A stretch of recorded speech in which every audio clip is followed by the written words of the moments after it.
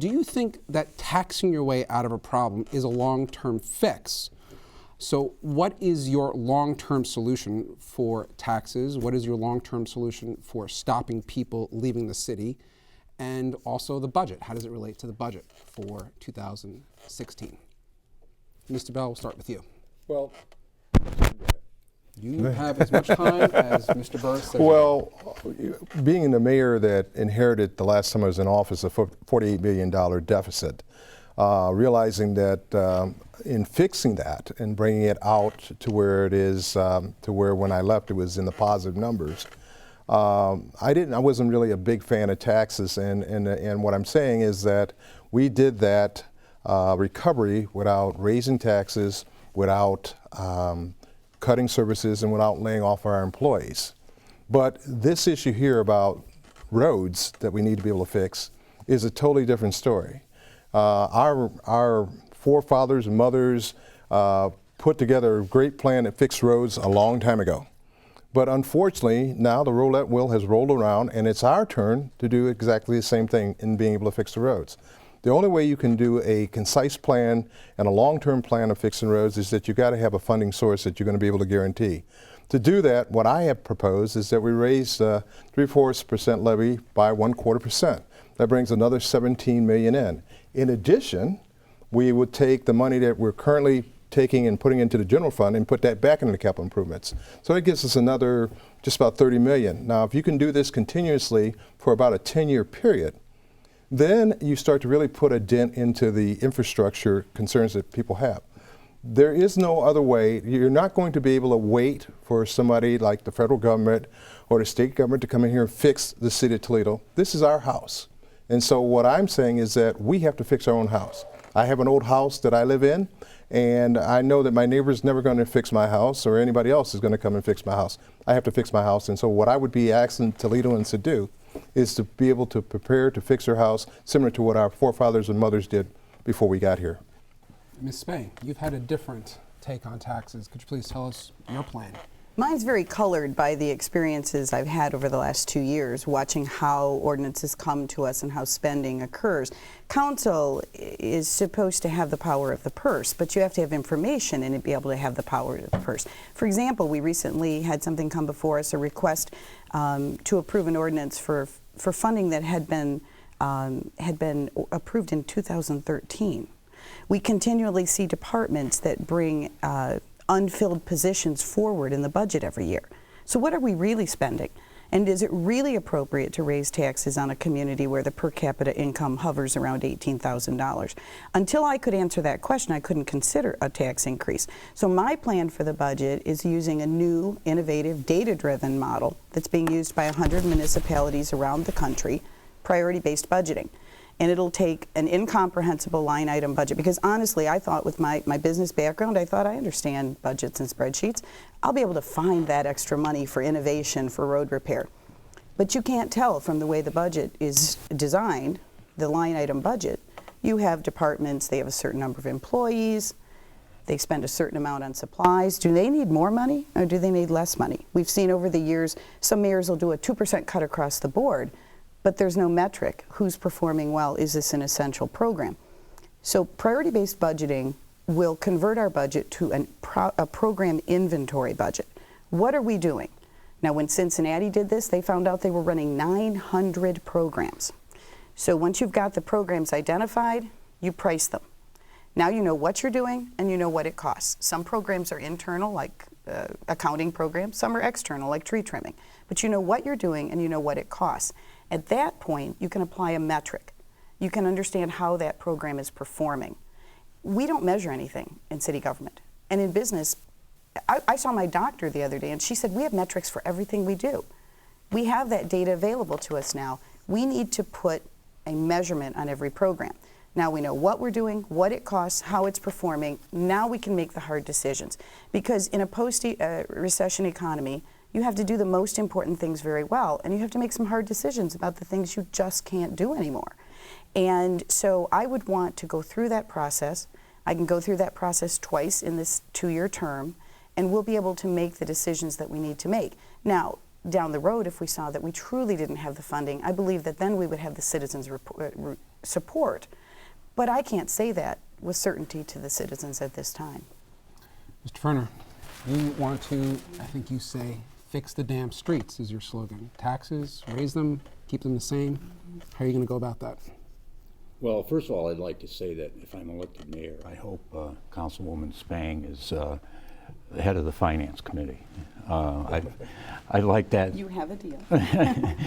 Which I won't have anything to do with, but I like the budgeting approach that she's talking about. I think there's a lot of sense to it.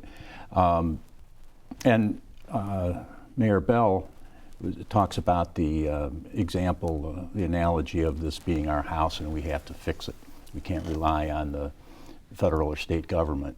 I don't think we can wait for the federal or state government. The things that need doing, streets for example, we need to get to work on them right away. However, to use the analogy of this being our house and we have to fix it, that may be the case, but a lot of the income that should be going to this household called Toledo is getting hijacked.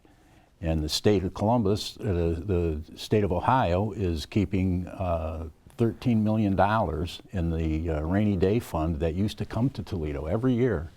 That would double the current budget for street repair if we just got the local government fund back that we used to have just 5 years ago.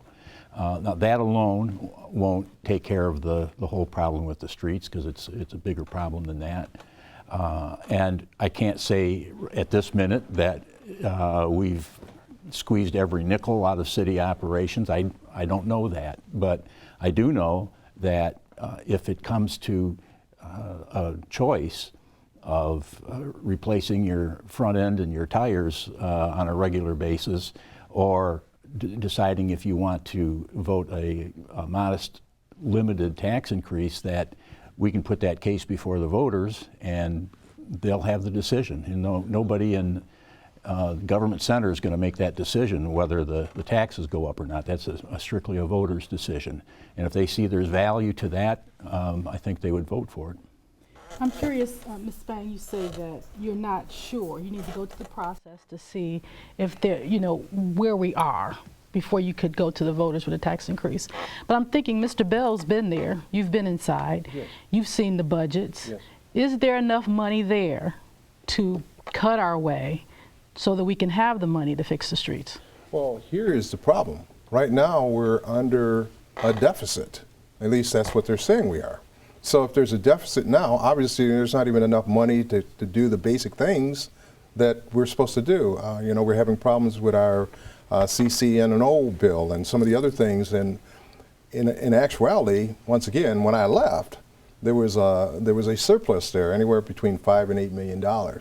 Now we're talking about a deficit. So what I'm saying is that if it hasn't been squeezed up until this point in time, obviously you're demonstrating that there is a problem. And one of the concerns. But did you see fat when you were there? Yes, and what we did is we took a big board and we brought business people in, we brought the unions in, and we sat there with this big whiteboard and we listed everything that we were doing. And I think it would be similar to what Councilwoman Spang was saying. And we started scratching out things to make sure what we needed to be able to do. And with that, we were able to take that $48 million deficit and drop it down to 17.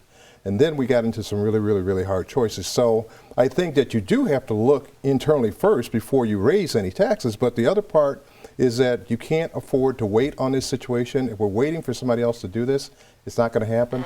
The proposal that I'm talking about will cost the average person about $108 a year or $8 a month. It doesn't affect people who are pensioners or retired people. And so this is about us fixing our own structure. If you break your axle out there on the road, that's going to be somewhere between $800 to $1,200. That covers about 8 years of what I'm talking about doing for just, if you're just doing it constantly. So It starts to develop a surplus. All right. But you are talking about a tax increase in 2016, correct? Yeah. By then I'll have already gone through one priority-based budget. So I will know before the 2016 election. You will have had time to go through that process. Absolutely. But Okay, we're going to move on to crime. We're going to get off budget, we're going to move on to crime. Well, actually, I have a different question, Ignacio. Now, my question is about, Ms. Spang, I was on your Facebook page today, and I saw something really interesting where you were responding to something Mr. Bell said. on your Facebook page, and you said it said Sandy's response to Mike Bell's question, "Where did the money go?" You're just talking about where did the money go, right? You said, "Well, I know where the over $1 million went." $1,270,000. Oh, good mind. $165. Thank you. Yes. Council had to return it to the Toledo Police Command officers after the 6th Court of Appeals overturned Bell's use of exigent circumstances. Mike Bell has no tools left to balance the budget. He can't return to exigent circumstances, and he can't continue to sell community assets to cover ongoing operation expenses. In fact, we may need to buy back the Marina District. Now, that's the part that made my antenna go up, Sure. right? So do you think that we need to buy back the Marina District? You know, folks in Toledo are very concerned about the city purchasing properties. And you'll often hear folks say, why are we in the real estate business? And I would say we're not, we should not be in the real estate business, but we do need to be in the economic development business. And when you have limited resources, tools in your toolbox, land can be a very powerful tool when you don't have cash incentives to put on projects. So a lot of cities, it's very common for cities to take ownership of properties that have important community value. The problem in Toledo is we never move them along the line. We don't know how to package them the way that other communities do. Other communities eat our lunch because they know how to bring together. They get the project zoned ahead of time. They don't expect a developer to come in and do site work and environmentals and then go to city zoning. They bring all their partnerships together, incentives from the state, incentives from the Port Authority, from the regional. But the thing is, though, you don't really commit there. You say may. Well, on council, we have absolutely no information about any conversations that have happened with Dashing Pacific. I mean, I consider myself to be an excellent negotiator, but I would be negotiating in the dark. I can tell you that I do have a background in real estate. I've been a real estate property owner, commercial and residential real estate, a property manager and developer myself on a much smaller scale, but it certainly has given me a great deal of insight. I don't believe I would have ever sold that piece of property. I would probably have used the real estate model of a land lease. Many properties around Toledo, many large developments are built on property I understand, that is land but I mean, leased. but we are where we are now. We are we where could we go are back now. and litigate the past, but we are where we are now. It's an incredibly important community asset. The Marina District is an important community asset. In ways I think we don't really understand what it means to be on an urban waterfront. But you're open to the city buying it back, using city money I'm to open to purchase it back. protecting that community asset. Now, would I love to transfer it immediately to, to developers who were going to be using it through the vehicle of a land lease? Of course. But I'm not sure if I heard an answer there yet, though. I think Mr. Bell deserves a rebuttal. Absolutely, yes. Well, let me just say this, okay? We bought the Southwick Mall, okay? We paid for that. We paid for all this property on Jeep. She's been on council when all this has happened, okay? So now that's at a price of about $10 million. None of that is any longer on the tax rolls, okay? We get no money back from that. With the Marina District, and I take criticism for it, but with the Marina District, when we sold it for the appraised value, $3.8 million. That's all we could get for it. That was the appraised value. For that, we were able to save 80 city jobs, okay, inside our system, and it's currently paying us taxes. The money that we spent to buy the Jeep property, the money that we spent to buy Southwick, no longer is bringing in any money. So which is a better deal? One that actually brings money back into the city to allow for certain things to occur, or one where you're losing money and now you have to actually hire somebody to market it for you, so now you're paying on something that was paying you money before. So you obviously don't think we should buy it back. We can't buy it back because they're talking about they have a deficit. So how are you going to buy it back when you don't have any money even to pay your regular bills that you got? So see, that's the bad business practices that we get into as a city, is that we start talking about buying stuff and we don't even have the money to take care of what we got. Mr. Ferner, I'm sorry. maybe I'd like to hear from you on this. Do you think we ought to buy it back, and where do we get the money if we're going to buy it back? I think it would be really tough to find where we're going to get the money. However, I think that's an extremely valuable piece of property, and I do believe it should be in the public sector, because riverfront property like that is extremely valuable and rare and obviously limited. So sort of eventually you'd try to buy it back? I would make every effort to get that property belonging back to the city. And if we could develop part of it right along the river as a park, we could still have, it's a large piece of property, we could still have other kinds of private sector development in there. But I would hate to see us do on that side of the river what we've done on the downtown side, which is based whole riverfront over to commerce and industry, and we've got a real asset, and some communities actually recognize that. Windsor, Ontario, they have a beautiful riverfront park. And, But what about Mr. Bell's point that we don't have the money to buy it back? I can't say we don't have the money right now. I think the money would be extremely hard to find, but that doesn't mean that we couldn't finagle some way of doing that. And you know, Mr. Bell has a relationship with the people that bought it. You know, has anybody tried talking to them to see where they're at? You know, I Cindy, would you like, wanna yeah, I do. I want to speak to a couple Rebuttal things. of the rebuttal? I do. Thank you so much. First of all, as a business concept, selling an asset and saying that it saved jobs, I think, is a little disingenuous, because you can't use a one-time sale for ongoing expenses. And those job costs continued after the asset had been completely utilized. As far as the property taxes go, it is $100,000 a year, and it does go to our community, but the actual amount that goes to the city is $5,125. The Toledo Public Schools get about $75,000, the county gets some, other levies get some, but the actual amount that goes to the city from the Marina District is $5,125. What I feel we have here is an opportunity cost. $100,000 a year to our community versus the potential to have 100 jobs on that property. So I think that's the real concern. There might be an alternative to the city buying it back, and it might be a private-public partnership. You know, we have the 22nd Century Committee. We could go to the business community. We could consider other alternatives. But I think that the guardianship of that valuable asset does fall to the mayor. Let me cut you off right there real quick, because you said, you know, X amount goes to the city, but the rest of it goes to the county, of which the city is the largest member. Absolutely. And the So it's TPS not is to a part of, not no, to it's a discredit community, that. it goes to the community, but it doesn't fund $100,000 of our city costs. But how much taxes were going to the city, the county, or the school district before the sale? None. I think we need to move. We have a question from one of our readers who wants to know whether, to help balance the budget, you as mayor would reduce your salary to $100,000 per year and freeze it for the balance of the term. This is not specific to any candidate, so anyone who wants to jump in here can grab that one. is this Nick Wachowski? Yeah. Okay, I have the advantage because I'm looking over your shoulder there, but Sounds like you know it. no.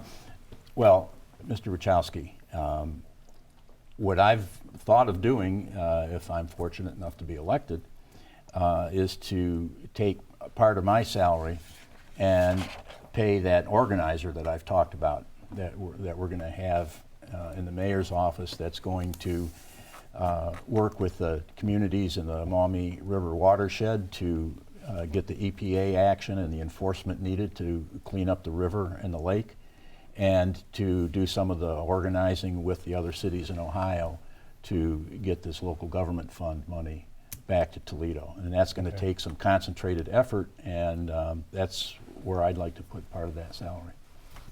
Either of you like to jump in on that one? Well, let me just say this. When I took office as mayor back in 2010, they had dropped the salary from 136 down to 122. So I mean, if that's the will of the people, I mean, I would not fight that issue. I'm just trying to figure out where do you want to go with it. If you want a mayor to work for $1, I mean, we can probably find somebody that would do that too. It's just a matter of where do you want it to go and what are you trying to accomplish? Because taking it from where it's at, 20,000, you add it into the system, okay, that's fine.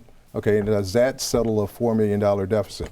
Okay, does that deal with the issues that we still need to be able to deal with? So I'm not opposed to what he's saying. I said, but I'm trying to figure out what is the option here. I mean, what are we trying to get to? Are we going to do that with everybody else? Okay, or is it just you're setting an example with one person that you choose to make that for? Are we going to do it with all of our employees? If we're going to do the same percentage, I think, for all of our employees, we can find that money she's talking about because we'll have it. But I don't think that that's the deal. So it seems like it's sort of one-sided as compared to covering the whole situation, what financially we need to do. I'd be more than willing to do that if we're talking about that percentage for everybody inside the system to be able to help limit the amount on taxpayers. I would concur with you, because I think that when we went to a strong mayor form of government, we hoped that really talented people would step forward. And so once you reduce the mayor's salary, it's going to be very hard to walk it back up again. And I think that we do want to, even as we go forward, even after the current term is expired, I think we want to continue to attract quality people to the job. Okay. Are we back to you, Ignacio? Did you get your second question? Well, actually, we're gonna sort of tag team Okay, here a tag little bit team away. on Tandem crime. question on time, on crime. I'm going to let Marlene start it, and then I'm going to finish up the question. Okay. Well, I did a story recently where I interviewed an 82-year-old woman. She was a really sweet lady, Mrs. Eva, everybody called her in the neighborhood. She lives off of Central Avenue near the Kent Branch Library. And she mentioned to me that she used to love to walk, because I remarked that she looks really good for 82.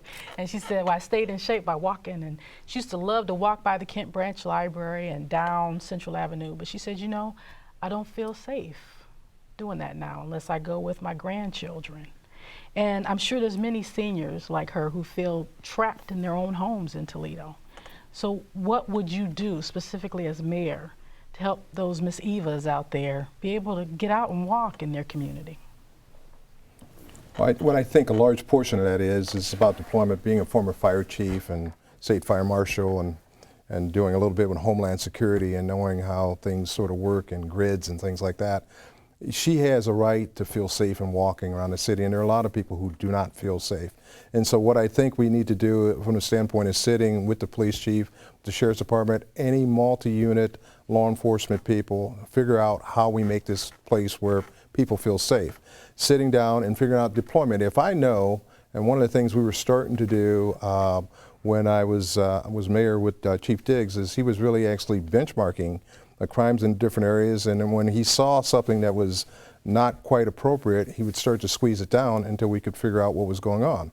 We also did something with the people called T-Serve, where we would actually bring gang members into the court system and say, hey, look, we're here to help you. Okay, we got services that are sitting out here that are willing to help you, but we can't have you doing crime. And then we're going to be very hard on crime if you do it, but we're also willing to help you if you want to be helped from the standpoint of being able to find a job or get the appropriate services. So I think that one of the things we have to do is be able to work very closely with the block watch people, be able to sit down and find out what their problems are, what their issues are, and how are they being addressed right now. I can't tell you because I'm civilian belt right now, but I can tell you that if I'm in, I would appropriately benchmark that to make sure that those levels of crime start to go down. And then once we get the crime going to where we need it to be, we also need to market it to the people so that they understand.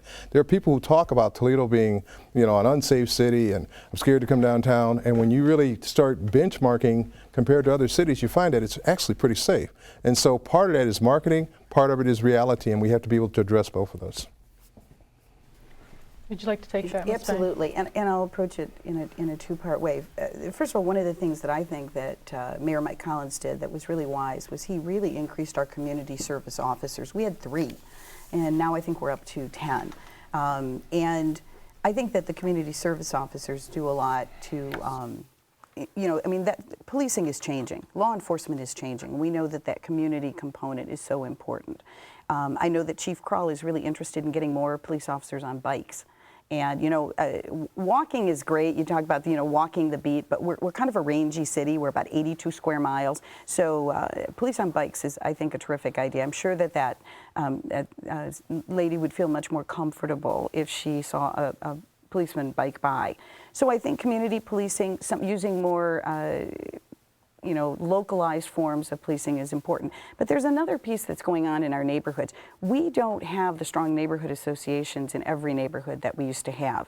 And so I'm proposing strengthening the associations that exist, but also trying to foster the creation of associations where none exist, and then bringing them together for quarterly congresses of associations. They can talk about what's working in their neighborhoods.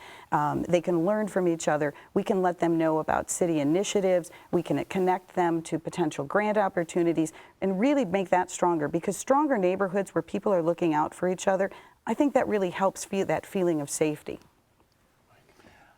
I think there's some wisdom in both of those statements. Mm-hmm. I'm of the opinion that we can't arrest and jail our way to having safe neighborhoods. It's not going to happen. What do you do? What I've said in this campaign is we need to be smart on crime. And to me, that includes some of the things that both of my colleagues have said here. It includes treating people like human beings, so that if somebody has a mental illness, we have the capacity to deal with that as an illness, not as a crime. You don't put sick people in jail, you put them in the hospital. And if we go down the way that we deal with the criminal justice system with that in mind, I think we can start to reduce the costs, which police and courts are the biggest cost that the city has. We can start to reduce some of those costs and have them for some of the programs that we're talking about here. Ms. Collins is talking about more police, and she's not here, so I won't go into a whole big thing, but just to say that that is somehow going to make Toledo safe. I think You don't think we need more police officers? we could always use more police officers, right? But when I was running for council in '89, the magic number was 750. I mean, you had to practically raise your hand and swear that you were going to commit to 750 officers if you were thinking of getting elected. Now we're down 510 or 20, something like that. And you certainly can't say that the safety of the citizens of Toledo has tumbled by that same percent. I mean, crime has gone down since then, actually. So I think if we are strictly looking at the number of police, we're just not gonna get there. I think part of it is perception, like Mike's saying, and most of it's reality, so that this person can feel safe, and she does have a right to walk down the street and be Related safe. to crime, and there's a big problem in Toledo that I really haven't heard anyone speak about this campaign, is heroin. There's a huge heroin problem in this city. And the late Jack Ford had concrete ideas about how to deal with that. Some of you may not agree with those ideas, but I'd like to hear what you're going to do about drug use in the city and how it relates to crime. Well, Can we Yeah, start with Ms. that'd be Spang, fine. since we've started with you? Yeah, I have spoke on the, there have been so many forums, I know it's hard to keep track of what everybody said about everything. But former Attorney General Eric Holder said that you need to educate, and you need to enforce, and you need to treat. And I think that most people agree that the most difficult piece is the treatment piece. As far as enforcement goes, I think the people spoke very loudly about the desire to decriminalize marijuana, and frankly, I think that we should. That's actually one of the initiatives that's recommended by a lot of bodies that are addressing the opiate problem, is put less focus on marijuana enforcement, focus more on opiates, because we're not losing our sons and daughters to marijuana use, we're losing them to opiate use. But on the treatment piece, I've talked to so many people in the treatment community about how hard it is to find treatment, and it's almost never that someone is successful on their first time. It's a process. It can be the second, the third, or the fourth time that they seek treatment. And so, I Googled opiate Toledo and heroin Toledo, and what you often find are the sponsored links, the places that will accept certain kinds of insurance. And so I think there was an article in the Blade about a year ago, and I tore it out, and it was by a provider in the area, and what she was recommending was one call to find opiate treatment.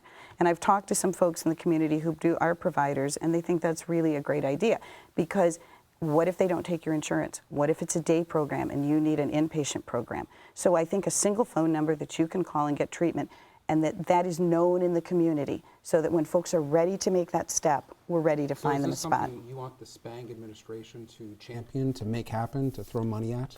I think it's important. I think we need to collaborate. I think the sheriff's doing great things. I think we need to work with, obviously if it's going to be a community-wide initiative, it's going to take the collaboration, it's going to take leadership from the mayor, but we need participation from the treatment community, law enforcement community. So that's what a mayor can do. A mayor can bring everyone together in collaboration. Mike?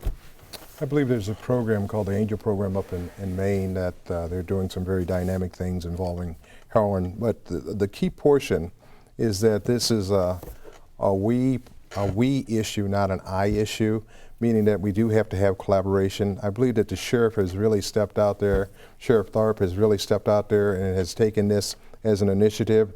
What he's looking for are partners to help him. And I think that the city of Toledo being a partner to that, and a lot of the other agencies in the area that help with the issues of of drug abuse and things like that. We all need to be on the same page. Too often in this city, we go at things separately. Toledo comes up, the city of Toledo comes up with a program, the county comes up with a program, this group comes up with a program, that group comes up with a program, whereas if we were to consolidate our efforts, we could probably get more state and federal grants to be able to help us, because now we're working as a team. And even from the political side, now you're a voting block if you're doing something that people like somewhere else. And so they're going to look at figuring out how to financially support that. So I think that there are some programs that have already started. This is an issue. It's a big issue across the whole United States, not just the city of Toledo. I'm quite sure there are other programs out there that are sort of benchmark type programs. We don't have to recreate the wheel. We just got to go out and be able to figure out how to investigate what is working, what is not working, and make ours a hybrid of some of the other ones that are out there. But I think that the sheriff is on the right track. I think that we need to get behind him and help him be a teammate, an equal teammate, financially and resource-wise, and I think that we can get a pretty good grip on this. Mike. Again, there's some good ideas here. The difficult part's going to be finding the money for it. One of the things that I'd like to add, in addition to what Sandy and Mike have just said, is what I am hearing from people, professionals that are working in this area, is that the lag time on getting an assessment is a big problem. Now, obviously, you've got to do more than just the assessment. You've got to have treatment readily available, but at least we can do something to step that process up to where a person can get an assessment when they're ready to start making a change in their life and not have to put that off. That's extremely important. So we need to get more resources into the city. As like I said before, if we're talking about the resources that we have to work with that are the traditional forms of revenue, we're not going to be able to do a lot of these things. And until we start getting serious about demanding that money come back from Columbus, and I know some people think that some of the broader national issues don't have a place in city government, but I'm telling people that the citizens, the taxpayers in Toledo, are sending $190 million to the Pentagon this year. Okay, well, you bring me to a point I wanted to raise later, but broader national issues don't belong in this campaign, some people say. Some people have pegged you like a third-party presidential candidate. Just you're here to raise national issues that you feel strongly about, rather than in it to win it for the mayor's office. Is that the case? So I've heard you talk about Afghanistan and other major national issues throughout this campaign, something the mayor of Toledo really can't control. Well, I'm glad you asked that to give me a chance to define it, Ignacio. I'm definitely interested, dearly interested in the nuts and bolts issues that come with the mayor's office. I think I demonstrated that when I was on city council. The legislation that I sponsored and voted for, the citizen service that my office did without even the aids that are available to city council these days. I worked full time as a council member.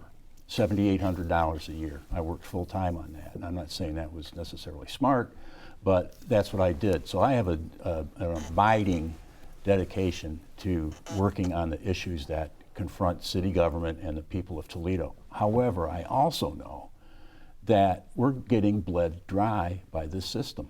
And if you don't address that, I think it's irresponsible. How can you look citizens in the eye and say, we're going to do all these things that we know need doing, and somehow we're going to find the money, and if we don't find the money, well, too bad, we'll have to put them off.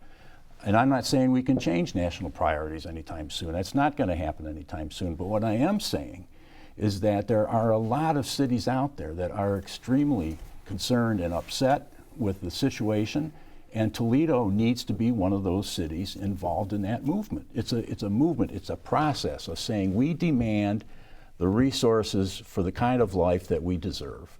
And we're not going to sit back and try to do more with less until we're in the grave. And there's a lot of municipal officials out there that feel the same way, and the city of Toledo needs to join that effort.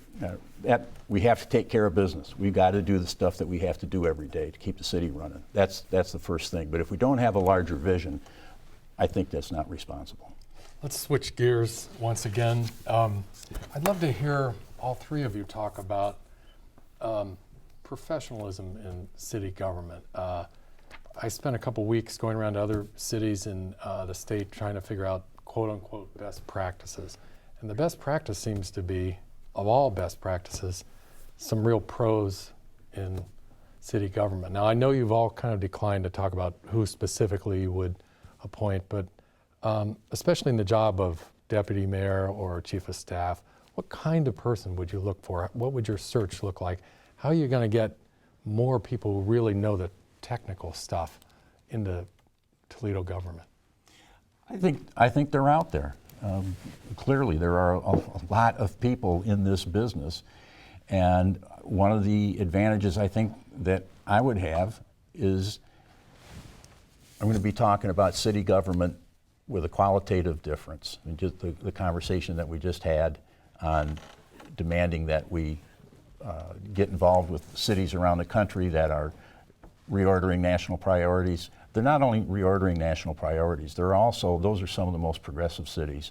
And that's where, it's one of the good places that you're going to find the kind of people that you're talking about. And which cities? Can you give examples of? I don't know. I'm not a member of the mayor's organization at this point, so I can't tell you. I mean, I knew from when I was on city council before, but that's been a while ago. But I know that they're out there and they have these concerns, and when you are familiar with the people, the city planners, the people who really have a burning desire to do the best by municipal government and by citizens as possible, they're looking at what cities are going to be fun to work for. Mm-hmm. And I think that is part of what the mayor needs to do, is to get the point across that Toledo is on a new approach, that we're going to be taking directions that we've needed to take for a long time, and that's going to attract people. Okay. Sandy? Well, I think we need to look at the structure that we have at the administrative level and ask if some of those positions are actually relevant to the way that we need to be governing now. I was very honored that the county commissioners invited me to go along to the CEOs for Cities program in Pittsburgh, and I got to hear the mayor of Pittsburgh talk about their structure. We heard a very engaging talk with the Chief Innovation Officer.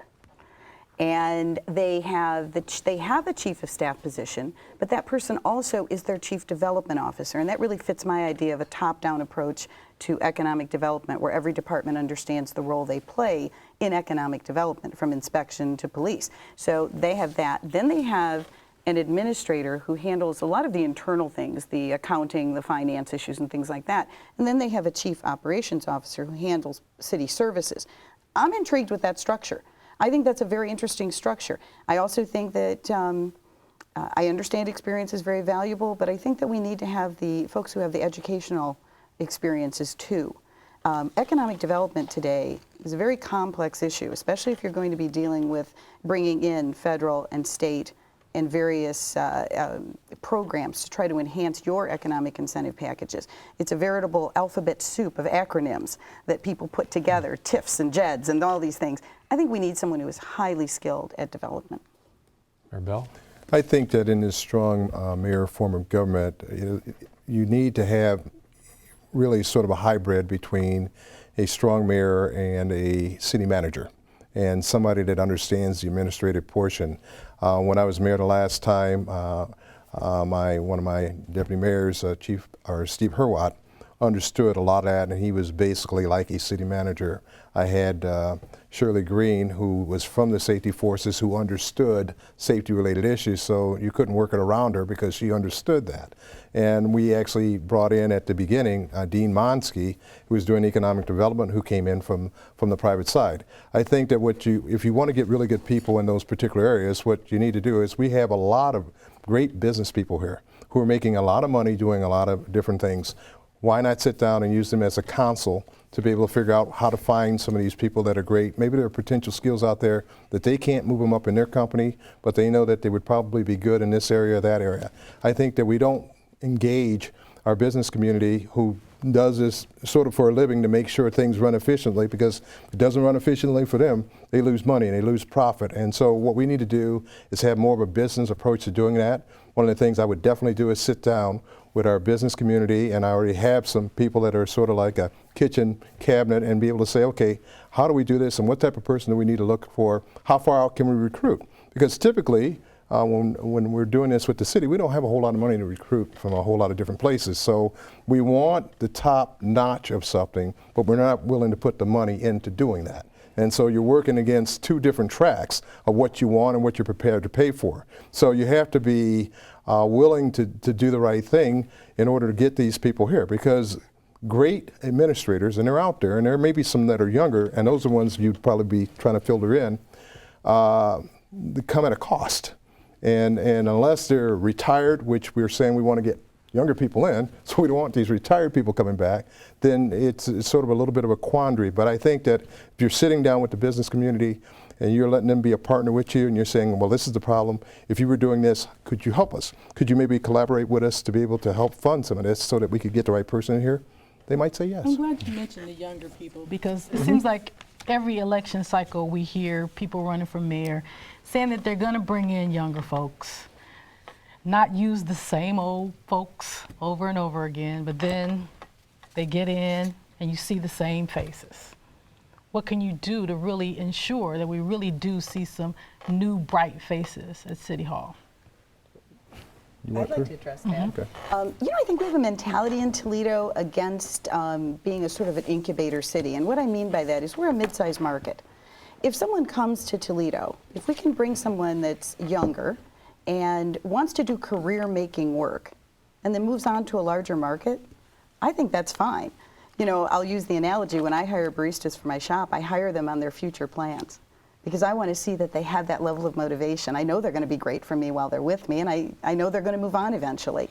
And so I think that if we can bring some folks in and at that earlier stage in their career, when they've really got the fire to do great things, they've got that education and they want to put it to use, I think we need to be okay with that and not say, well, they won't stay.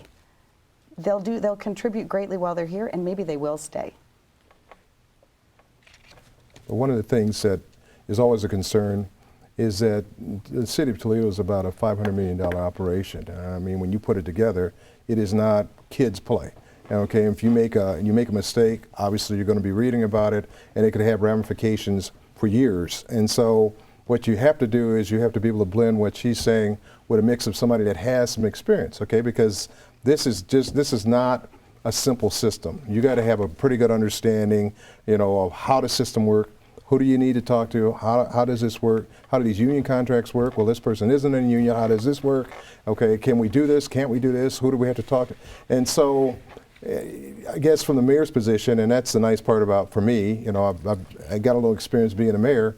It's sort of you can be a bit of a teaching position now, because you say, okay, try this, and if it doesn't work, come back and tell me how you do it. And you can put people in those spots that have the desire, have maybe some of what she's talking about, the spunk to be able to want to really be in these positions. They have the degrees, probably have masters, and some of them might even have doctorates. But what they don't have is experience. And so if we can reach out, and that may come from these business people, it may come from the university and having a collaborative effort with them of educated people that they may see that could be helpful, I think you can move this, but you can't forget that this is a big operation. It's like, this is if you look at it as a company, would you take a person that's inexperienced in your company, and if your company was worth that much, and put them at the top of the position and then expect to make a profit? Probably not. You'd want them to be able to come through the system. And so it takes a little bit of time to be able to nurture people, but bringing young people in is important. I've been working my whole campaign sort of like that. These young people have turned me on to something social media-wise that I would have never been able to do if I hadn't used their dimension and how they see the world. And so I think that it is appropriate, but it's got to be a blend of both. It's sort of, once again, it's got to be a bit of a hybrid. You got to have some of that seniority there, but you got to be able to bring those younger people in, because they're going to be the foundation in the future. Do you plan to bring back some of your old team? Well, some of them don't really want to come back, because being in that position in the mayor's office is not an easy position. I mean, it wears you out. And so doing that allows for me to have an opportunity to bring new people in. Some of them were very much experts, because if you get somebody that's got a 30-year skilled background in city politics, I mean, that works for you, because you can get up, you can really move down the line really quick. But if they don't have that skill, that means you got to slow down, you got to watch every step, which means that it slows down the whole machine. But to answer your question, there are a number of my people that were with me before that they're basically done. But they're helping me, and they're willing to be on the team that helps find people and work maybe with these business people, but they're not really interested in coming back in the system. Mr. Ferner, did you want to answer that question? I think in addition to what we've just heard, what's going to attract talented people, young people in this particular case to your question, is the vision that the mayor has. I think that is going to go a long way, because young people, despite what a lot of people think of, are apathetic or not concerned about issues or not civic minded. I don't think that's the case at all. I mean, what I've found is the exact opposite. And I think a mayor that's got a clear progressive vision is going to attract young people that want to get into public service. Well said. One of the things that we need, though, as a community that helps what we're talking about here is tolerance by the whole community. To be accepting that we may make some missteps, okay, but we're doing this for the future. And please cut us a little slack that we made a misstep, but we're trying to help this person be good enough to be at this position. And we're not really too kind to that. So you make a misstep, you're out there, and then everybody's like, I'm not going to do that. The other thing, and just one more point, these young people, most of them though, they turn jobs pretty quick. Mm-hmm. You know, they'll do something for 4 or 5 years, and they'll move on and go do something else. And so, but they'll put a lot of energy into it while they're there. And so I think that we do need to be able to reach out. I think he was talking to us on that, guys. Ignacio?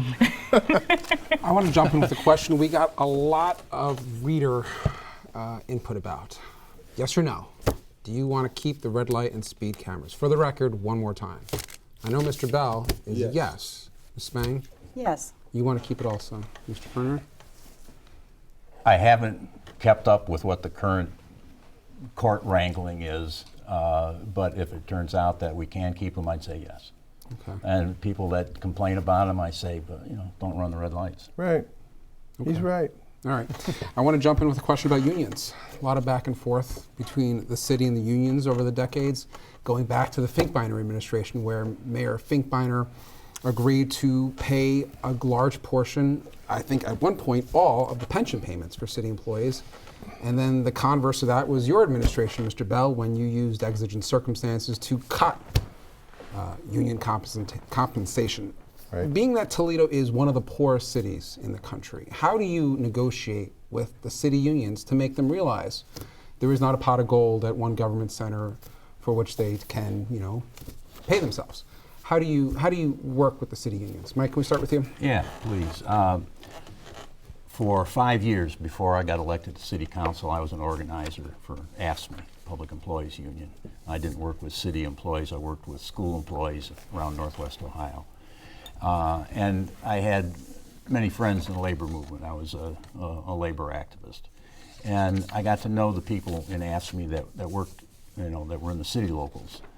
And I got to know what their jobs were after I got elected. I went to what used to be the teams meetings. I don't know if they still have it, but they were the quality circles that the city had. I went to a lot of those and heard the ideas that the city workers had to improve whatever the job was they were working on. And I think that's a way that you can, first of all, learn what some best practices are, and secondly, gain the respect that's going to be required to do a good job of negotiating. Because when you go into a negotiation with the union, it's not my way or the highway. You have to have mutual respect. And I know what happened in the Finkbeiner administration when he wound up having to pay all that pension. It was because he took such a hard-nosed position with what the fact finder was recommending that deal wound up coming down the way it did. And if he would have not been so hard-nosed with the union on that, I think we would have seen I was talking with the local union president then, because he was a guy that I was really looking forward to working with. And he's saying he's nearly impossible to negotiate with. And so, you need to have somebody in that office that really does have the respect of the workers and vice versa. I think Mr. Bell probably has something to add on this too. Well, yeah, but here's the thing that makes it different than a normal situation of dealing with unions. As a fire chief, I dealt with unions for 17 years, and you know, we had a pretty good working relationship. We didn't always agree, but we had a pretty good working relationship. I think what I have been judged on is one of the roughest recessions ever in the history since I've been alive. Last time a recession was that bad was when my parents were basically being raised in their 80s.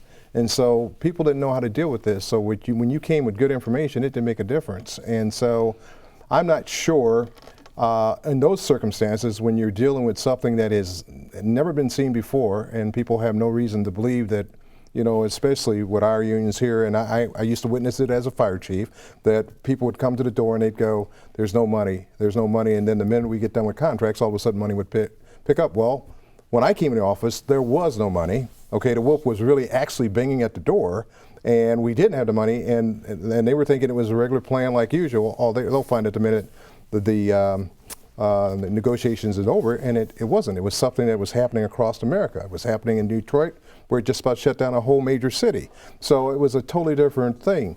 I think for me, at this point in time, coming back where things have been fixed by my administration, to a point where it's now reasonable, I think it's easier to do the things that Mike was talking about, to be able to sit there, and you got time too, to be able to figure out how to find the middle ground, because that's the whole thing. Being able to find middle ground on both sides that work for the citizen, that's what you're representing as the mayor, and works for the union president. And I think that it can be found. It's just, we were going through a bad time at the time that it took, and so there were no easy decisions to be made, and people were looking for a easy button, and there was no easy button. Mr. Bell, do you think, though, that because of that SB 5 situation, that you will be able to have the trust of the unions? Well, you know, here's the thing. As a politician on this issue, probably over the whole state of Ohio, the only person that's actually ever been punished is me, okay? So, I mean, you got the governor that's running for president, you got, you know, everybody else has moved on. So one mayor that really didn't have really too much of anything to do with too much of anything is the key person. But in that period of time, and here's where the trust has to come in, I hired 190 firefighters, 182 police officers. We didn't lay one person off, so that meant that nobody's family, union or non-union, was adversely affected by the $48 million deficit that we had to make up. So I think that if you look at my actions, don't look at my words, look at my actions, what I did, if I was anti-union, if I was anti-anything, that would have been the time to do what you wanted to do, but I didn't. I protected what I needed to protect, and we were able to keep the services. We were able to take care of the people over here on this side that could not afford at that time to have their taxes raised, but we didn't lose any employees where they had to take their kids out of school or wouldn't have been able to pay for their houses. We've got to wrap up. Thank you all. Thank you for tuning in to our conversation with the candidates, part 1. This program will be rebroadcast on Buckeye Cable Channel 69 at 9 tonight, and also be available on YouTube. We hope you will join us for part 2, when we hear from candidates Cardi Finkbeiner, Sandy Drabick-Collins, and Paula Hicks-Hudson. Thanks to the University of Toledo, the readers who sent their questions, my fellow journalists, and the candidates. It takes courage and a thick skin to run for office. Stay tuned for our conversation with the candidates, part 2, and we'll see you then. Tune in tonight. Good night.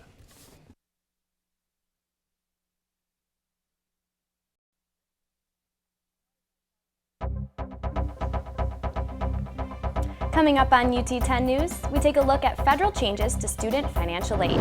And we'll also follow the state's legal battle with the city of Toledo over marijuana. Plus, Shawnee Sanders has the highlights from baseball's preseason scrimmage and the Rocket football team's blowout against Eastern Michigan. Your news in 10 minutes starts now. Thanks for joining us. I'm Angelique Baird. And I'm Larry Sloan. President Obama has taken another step toward making higher education more affordable. That's right, Larry. Next fall, college students will find it a little easier to complete their financial aid forms. Reporter Courtney Shaw is live in the newsroom with the details on these changes. Courtney, what does this mean for students? Well, Angel, one major difference is that students will be able to apply for financial aid earlier in the year. Beginning October 1st, students and families will be able to retrieve information electronically from the IRS rather than estimate taxes. Right now, applicants have to use tax information from the same year they are filing, which slows down the process. According to the White House, Access to electronic tax information will also help reduce the time universities spend verifying information. For the university, it will allow us to extend offers, financial aid offers, a little sooner than what we have in the past. Students are ready for the changes to happen. I'm excited for the changes. I mean, if it's going to be easier, if there's going to be more people that are going to be accepted, I think it's better. President Obama says these changes will allow more students to receive financial aid. This is part of a long-term effort to help cut costs, making college available to anyone.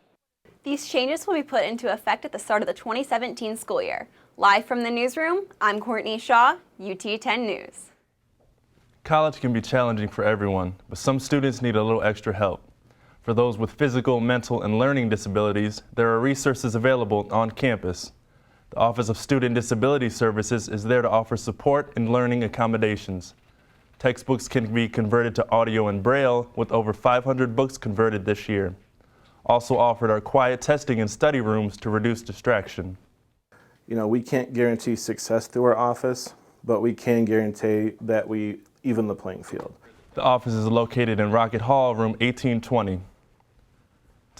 Toledo voters are at odds with Ohio's Attorney General. The state of Ohio has filed a lawsuit against Toledo in an attempt to overturn parts of the city's new marijuana decriminalization law. Reporter Eric Burden has the details. The Sensible Marijuana Ordinance was passed by 70% of Toledo voters back on September 15. The measure was designed to remove many penalties relating to marijuana offenses. A fine and court appearance is still issued, but that fine is $0 and no jail time is given. Suspensions of driver's licenses are no longer issued, and the crimes are no longer reported to any professional licensing board, agency, or any authority above the local city attorney. Sean Nestor of the organization Sensible Toledo explains how the ordinance was written to not be in conflict with state law. And decriminalization and legalization are different. Decriminalization says it's still illegal, it's just going to have the penalties reduced to the minimum allowable. The Toledo Police Department seized 374,000 grams of marijuana and 781 plants in 2013. Local governments have authority over the penalty for misdemeanor drug offenses, but cannot modify felony charges. Citing this difference, Ohio Attorney General Mike DeWine filed the lawsuit in Lucas County Court, stating in a news release, "This ordinance encourages drug cartels to set up marijuana distribution operations in Toledo with less fear of prison or penalties." He also says, absent legal action, it is not hard to imagine international drug rings making Toledo their regional base of operations. Though marijuana has effectively been decriminalized in the city of Toledo, the university still has its own rules and punishments. In November, the state of Ohio UT students gathered last Sunday to give back to the Toledo community. Student organizations teamed up to collect blankets for the homeless as part of Wrap Up Toledo. The national event started in Toledo in 1993 and since then has collected over 75,000 blankets. A blanket can save a life in this winter because everyone knows how cold the winters can be in Toledo. So just being able to make that impact and being able to supply these blankets to people that need them is just such a gratifying and humbling experience. At the event, students competed to build the best fort using the donated blankets. Tryouts won this year's building contest, and Sigma Phi Epsilon had the highest number of donations. In total, more than 2,000 blankets were collected and will go directly to the homeless in Toledo.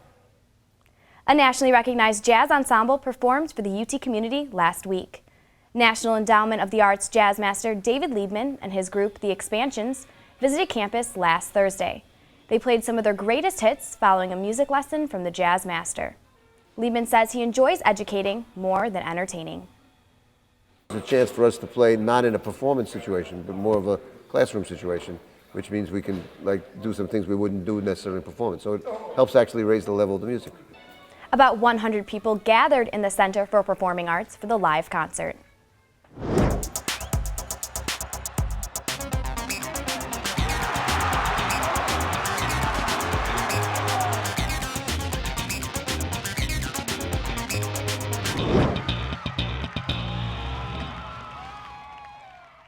I'm Shawnee Sanders, and this is your UT 10 Sports Report. It was an exciting weekend in Rocket sports. The women's volleyball and soccer teams were on the road, and the baseball team wrapped up their fall workouts. But first, the Rockets hosted Eastern Michigan on Saturday in the Glass Bowl as they look to continue their dominance against the MAC. After earning the 22nd overall ranking, UT hoped to crack the top 20 with a convincing win. Eastern Michigan got on the board with a pair of field goals in the first quarter to take a 6-0 lead early on. After being held scoreless in the first, UT broke through when Terry Swanson punched one into the end zone to put them ahead 7-6 early in the second quarter. The Rockets tacked on 2 more touchdowns before a blocked EMU field goal attempt led to Chase Murdoch scooping up the ball, spinning off a tackle, and returning it for 6 to give them a 28-6 lead at the half. UT will continue their offensive surge in the second half as they outscore Eastern Michigan 35-14 on their way to a 63-20 victory. Rockets head coach Matt Campbell said that he liked how the team stuck to the game plan.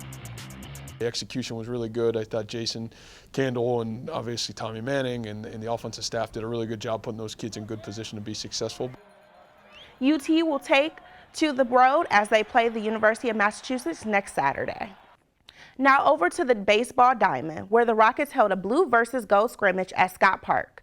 The gold team was up to bat first and got off to a hot start as Jacob Britt hits a double to the left field that drives in 2 and gives them the early lead in the top of the first inning.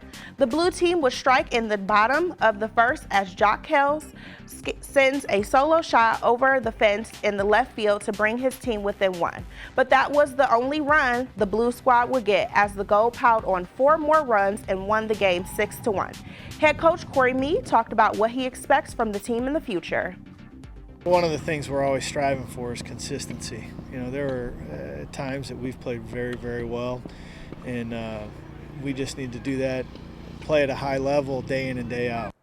The Rockets will head into the offseason to prepare for 2016 spring season. With basketball less than 3 weeks away, the Rockets men's team has started preparation for their first game. Reporter Matt Sutter got a glimpse of what the team is doing to get ready for the season. With the loss of Juice Brown, J.D. Weatherspoon, and Dustin Drummond, 3 former starters for your Rockets, Coach Todd Kowalczyk earns John Williams and Nathan Booth. With all the pressure on him, senior Nathan Booth finds a way to use it as his motivation. It's always good to have pressure on you a little bit, keeps you going, motivated, and everyone's just coming together as a team and contributing, so it's been good so far.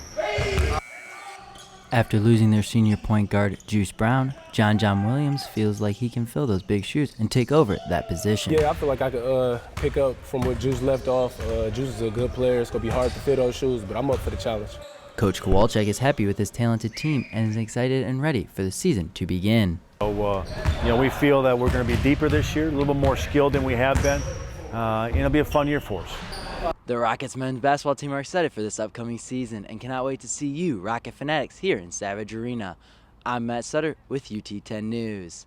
That's it for UT10 News. For the latest breaking news from campus and bios from all UT10 reporters, go to our website, ut10news.com. And remember, you can watch the live stream of our newscast production every Tuesday morning at 10:30 on our YouTube channel. For Larry Sloan, Shani Sanders, and all of our crew, I'm Angelique Baird. Have a great week and stay tuned for more news from the UT campus.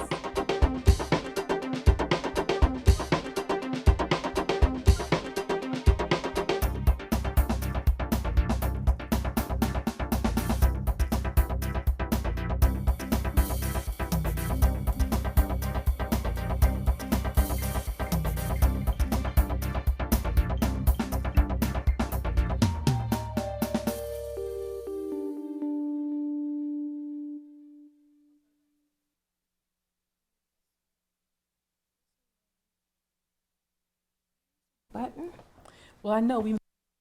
Hi, I'm Sharon Gaber, president of the University of Toledo. My background's in urban planning. Planners often look at how the component parts of a city make up the whole and how linkages between different industries and organizations can advance an entire region. As Toledo elects a mayor in November, these conversations with the mayoral candidates, sponsored by UT and the Blade, will help the community decide which candidate is best positioned to work with business and community leaders to make our region strong. The University of Toledo is excited to join the city in finding ways that our strengths can help elevate this city we all love. Welcome to A Conversation with the Candidates, Part 2, co-sponsored by The Blade and the University of Toledo. I am Keith Burris of The Blade, and I am joined by my colleagues Tom Troy and Marlene Harris-Taylor. We are joined also by 3 candidates for mayor. Former Mayor Cardi Finkbeiner, former UT President Sandy Collins and incumbent Mayor Paula Hicks-Hudson. We three journalists will ask questions and follow-ups, and we will pose questions sent to readers. But we hope this will be a true conversation, a visit, if you will, rather than a debate or a joint press conference. We believe this will give you, the citizen, an in-depth view of the candidates, and will show you what makes each candidate tick and the vision each has for our city. The first question is from Marina. Well, the first question is for former Mayor Cardi Finkbeiner, and good afternoon, everybody. Good to see you. Mayor, you know, right before we started here today, you and I were kind of joking around because you said, "How are you doing, dear?" And I said, "How are you?" And I told you, I said, "You're going to get in trouble calling me dear all the time." I mean, I know you mean it as a term of endearment, but when we met at our last debate, you said dear to me during the debate, and I got so much feedback from people because there's some people that lands on the wrong way, if you know what I mean. So do you think that that's a problem? Is that some people see that as a sign that in some ways you're still in the past, where in a time when it was okay to call a professional woman dear? I suspect there's truth to that. That it's a problem, and secondly, that in the new age, the new generation, the new era, that it's looked at a bit differently than it was in the past. So I apologize to you for using that, and my friend in the yellow jacket over there. I can't use that term with her either, though I do slip up occasionally.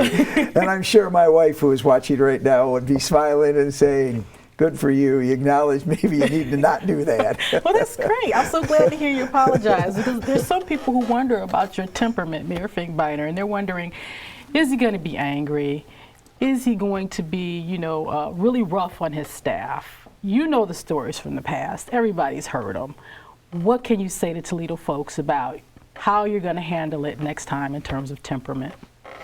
I would say that I probably will handle it not a lot differently than the 3 prior terms, but there's a caveat to that. You print a lot about incidents that you hear about. You add them all up, and they might end up being a couple a year.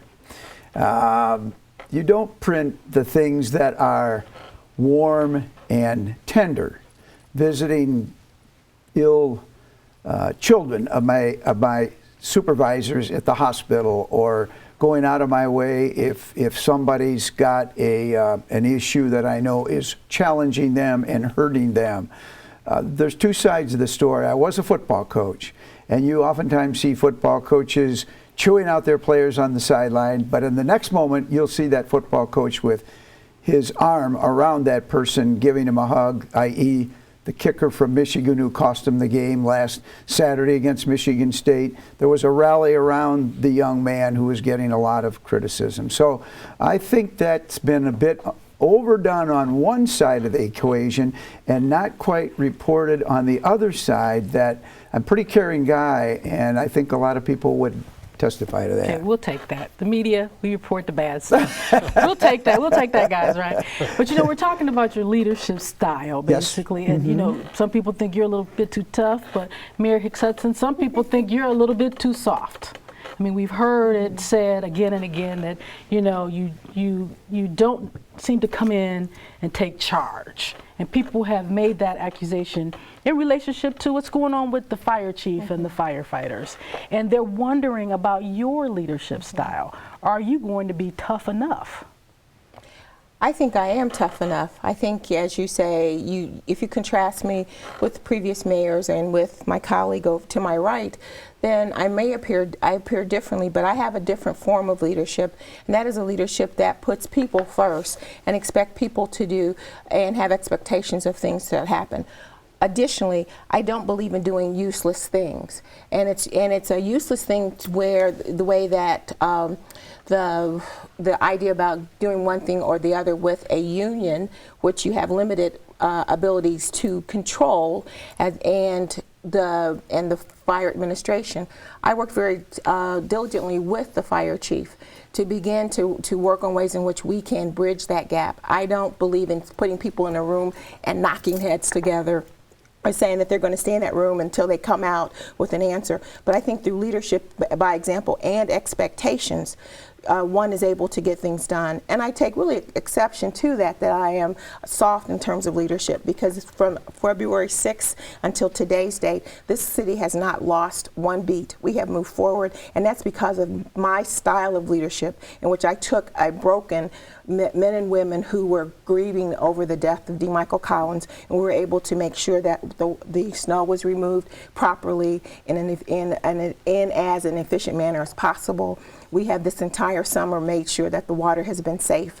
So that's a leadership where I let the professionals do it with guidance and with expectations. Because if you talk to the men and women that are in the administration right now, the directors, the commissioners, they understand that I am not afraid to walk into a room, to confront whatever the issue is, and to deal with it in a quiet, professional, productive manner, as opposed to having a lot of noise and bells and whistles, because what I am dealing with now is years of flamboyant types of attitudes and things that have happened that have really not dealt with systemic and positive procedural changes that are so necessary for us in the city.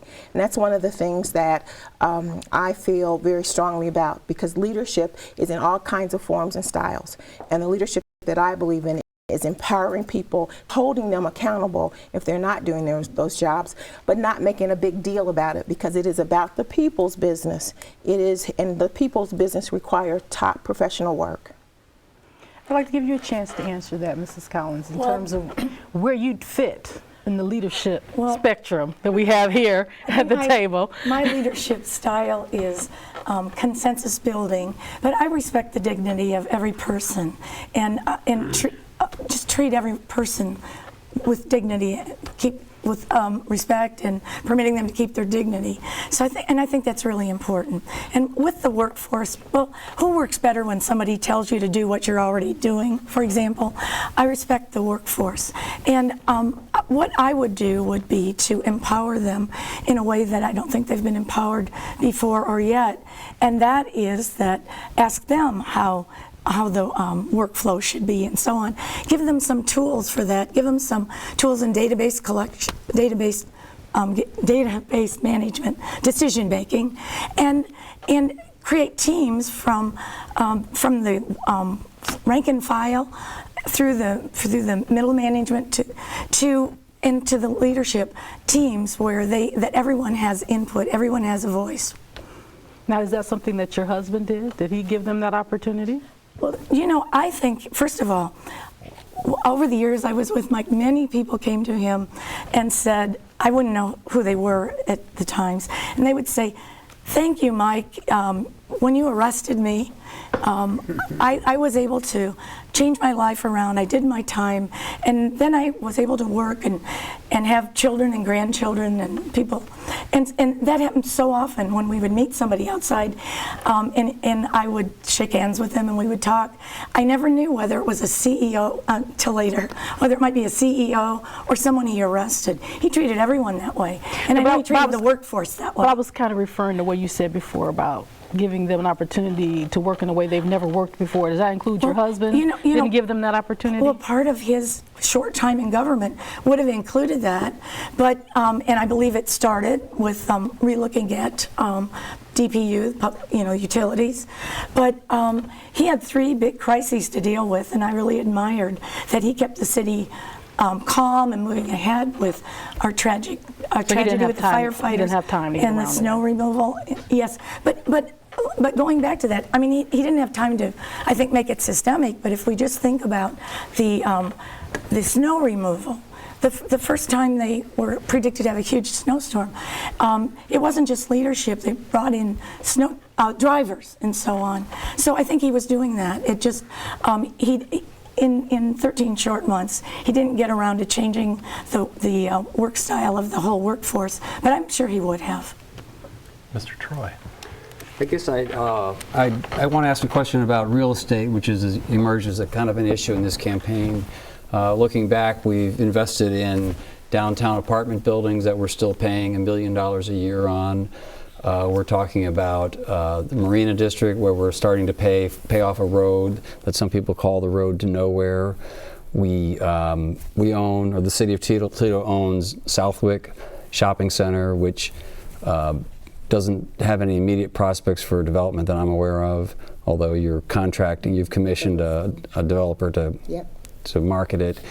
And recently it's come to light that the city, or the question has come up whether the city was wise to buy all that property for the Jeep expansion rather than option it, so you wouldn't be committed to buying it if you didn't need it. So I'd like to ask what assurance you can give to the citizens that real estate decisions will be made on good business principles, and we aren't just buying property with over-optimistic expectations of what we can do with it.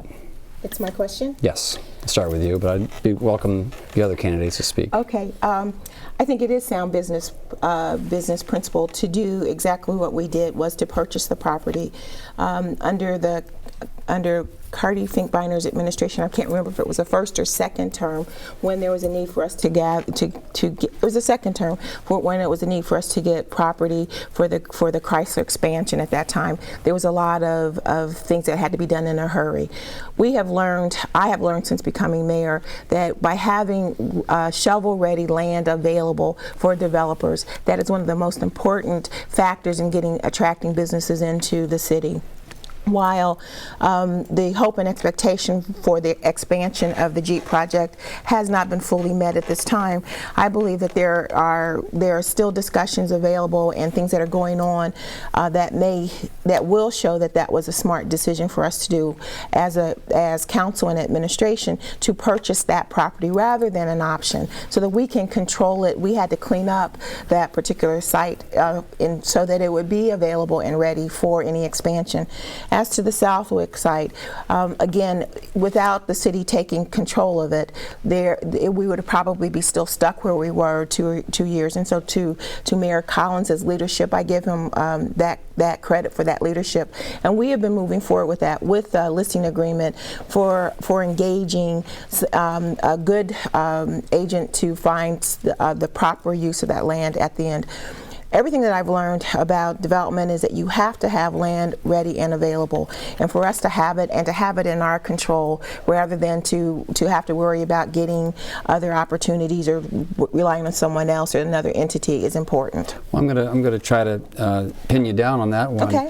During your term, what instance have you had to market to sell or transfer a piece of shovel-ready property that the city owned? Well, my short 8 months, what we've marketed is really the Southwick property. We have been holding the Jeep project, the land up there, in abeyance, waiting for whatever decision that would come out of Fiat Chrysler. But we have been working with other companies throughout the city, small, large, to just help develop those companies. There was when I first became mayor, we worked with a group, and they were able to refurbish a site for them to use and to expand. So there have been a number of different things that have been happening.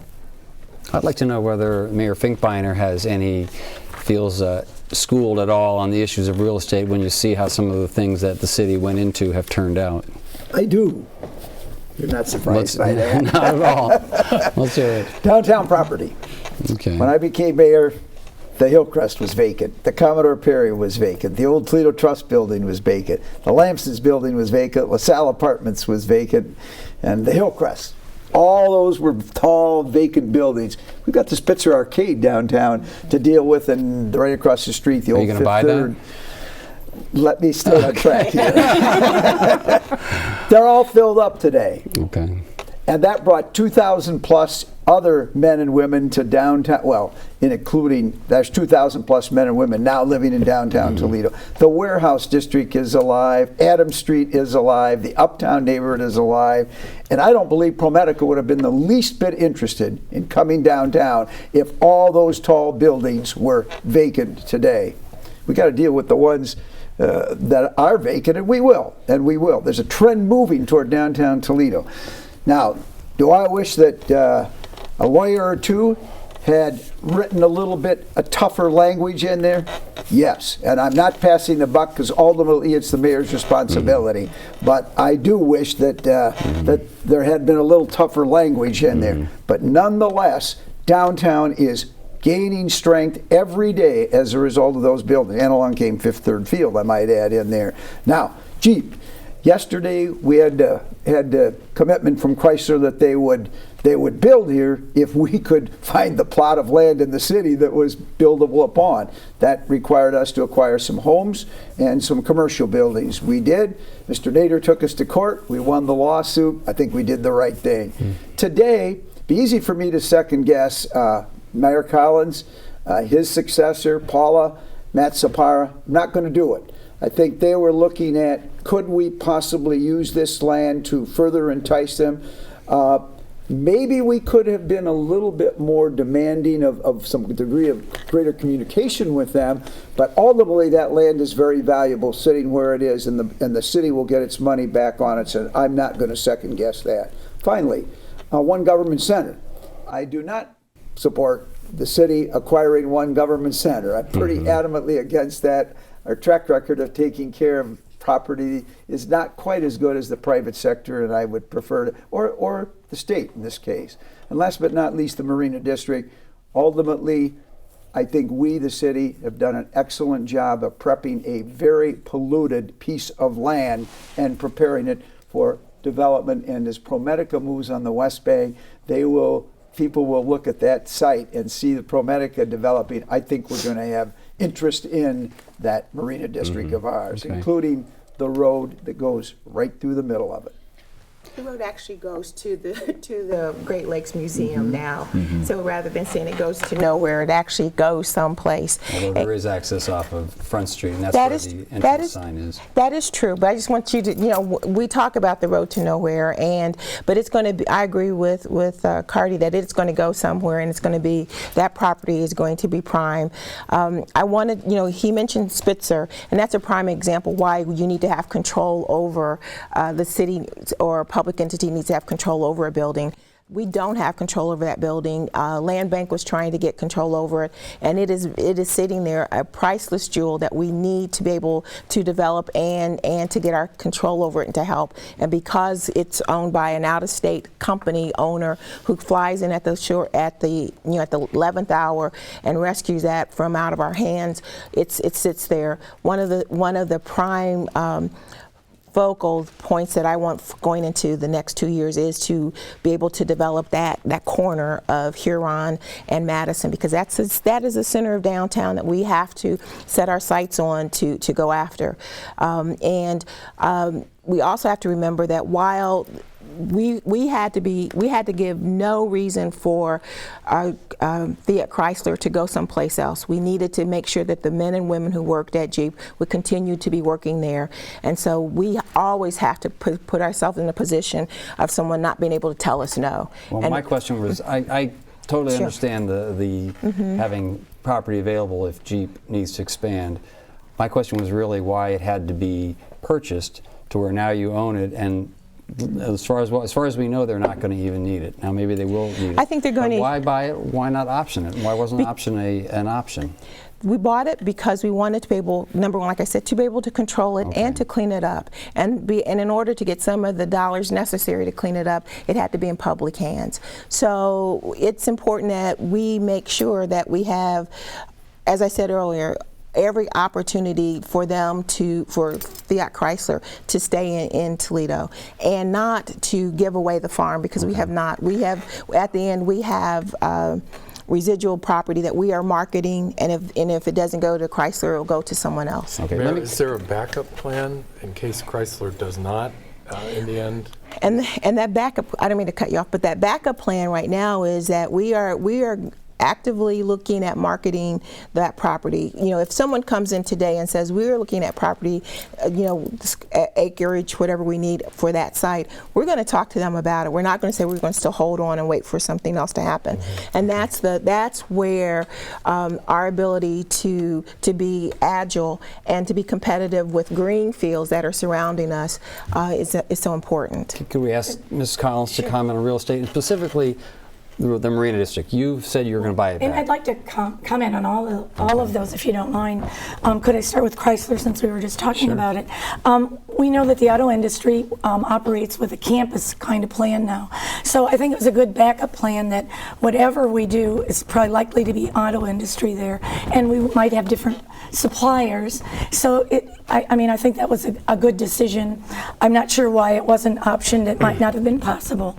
I'm not sure about that. But and when we talked about the buildings in Toledo that were empty and that there were business deals, it's really important to have, and engage in, I think, planning and long-range planning on these things, because, and I'm glad you acknowledged it, that the deals weren't right. We didn't take first position for the city in case something would go wrong with those deals. And so even though it is it's pleasant that they are renovated, that there are opportunities, they weren't opportunities that the city got. We're paying off the bonds and we don't get the revenue. And there is one possibility where that's working different. I think that was Commodore Perry, where the city has gotten some, but the city promised and didn't take a secured position, a first position, which I think government should always do. And in my time of chairing the Ohio Building Authority and serving on it, we never let the government not have first position. And we sometimes had big arguments about that too, about investment, and about being able to attract investment. But and then government center. I was the chairman of the building authority, so the 5 office towers were under my jurisdiction. We operated them together, and I haven't examined the documents or I don't know the exact details, but I'm very wary about acquiring a building because, first of all, I don't think government, all the parts of government know how to do everything, and it's hard to run a building like that. I had trouble keeping it occupied. I didn't have to keep it occupied because I had, we, the building authority, had the signatures on the documents that the city and the state had some of it, but the city and the county were responsible for space. So when they would want to move, they could move, but they couldn't stop paying for the space unless we could find another occupant. And there aren't many. I mean, and I know the city has looked at it in ways like how could we attract the private sector, and there are tax consequences there. And I just don't think it can make that much money. Okay. And I actually just wonder why the state would want, why the state, because it's in state hands now, would want to sell one of 4. But anyway, passing on that then, the Marina District, I want us to buy it back, and I'm so glad that, because there hasn't been development, but I am so glad that Mike argued for that position to be in there, that we would have the right to buy it back if there weren't substantial development. He tried for a shorter period, and I guess it was a negotiation, good negotiation. But because he argued for it, and he also argued for Toledo workers in the project, he didn't demand that it be union or not union, but just that there would be some Toledo work in the construction side. And I believe that then Dashing Pacific named a local area as Rudolph Libby as construction manager or some position like that. It wasn't the big jobs position, but still. But it hasn't happened anyway. It's so important to us. We need a long-range plan. We need a long-range plan for all of this because if you're long-range planning and then something comes up, you can be agile, but it's scary to make these giant leaps without good plans. And we don't have that kind of plan on our waterfront either. And but look at where that land is. We really need to. But Mr. Bell argued pretty adamantly in our other session with the other candidates that the city does not have the money to buy that property. So where would the money come from to buy it? The city doesn't have the money to do almost anything and needs really a revamping here. Part of money, I think, can come from city government itself. Because when I mentioned empowering employees, there is much savings to be had. Can you name even one area where you would save that kind of money? Well, I think you add up a lot of money. But I think there are some things in how we handle workers' comp that could be big money. Okay. I think we're, and with workers' comp, it tends to be, are you a state a state fund entity, or are you self-funding? But anyway, that needs to be looked at. I know there's some overlap where we're having separate people, where we're missing some training, which is actually costing us money because of mistakes. I think many city services are underpriced, and that would take I bet you a lot of employees know about that and a good look at it. Like, I mean, I'll tell you something little like cemetery lots, but maybe something big like dumping fees. And we own a lot of buildings that are not in their highest and best use. The city may not even need them. But I do know we heat buildings in the winter with just 2 or 3 employees. And you know, work is not all about bricks and mortar anymore. I mean, I think there are big ways to look at this. And I don't mean that we have to invest a lot in learning to be trained to look for these. The state of Ohio, the department that I was the director of when I was director of administrative services for Governor Voinovich, we changed the culture during that time to a quality culture rather than a complaint-driven one. I think we're complaint-driven here. What we're trying to find out, though, is where are you going to save $3.8 million? Well, I think that if we truly empower the employees, train us, all of us, with could be Lean Ohio principles, like which is based on Six Sigma. I believe that we can save right off the bat, maybe hundreds of thousands. But if you look at overtime, maybe we're talking in the millions there. So I'm wondering what Mayor Hicks-Hudson thinks about buying it back.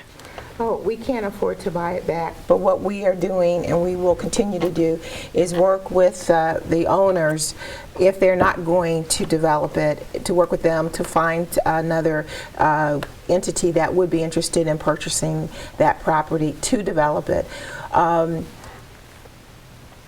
Mrs. Collins talked about having a long-range plan. There is a Marina District overlay district that will make sure that whatever is developed over there will be something that is in keeping not only with the riverfront, but also as it goes and ties into the neighborhood behind it. So there is a plan, and there's a group of folks in place to make sure that that happens. And so with the inability of us to have the funds to purchase it, nor do I think that that's a good use of our dollars when we have to deal with the streets and we have to deal with our infrastructure. I met with 2 men I just saw them on the street, city workers who had just repaired a sewer, and I said, how is it going? And again, because our sewer systems are over 100 years old in downtown, we've got to get resources available to take care of those. There's other uses for that money. Absolutely. Mr. Finkbeiner, do you think we should buy it back?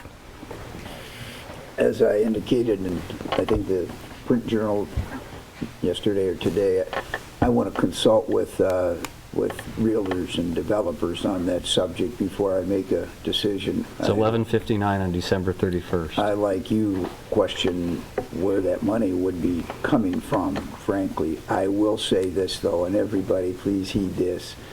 I'm not sure how efficiently we do a number of things in Toledo. There are cities that are repairing potholes with 1/4 the number of workers we're using behind our pothole truck, and we're going to investigate that.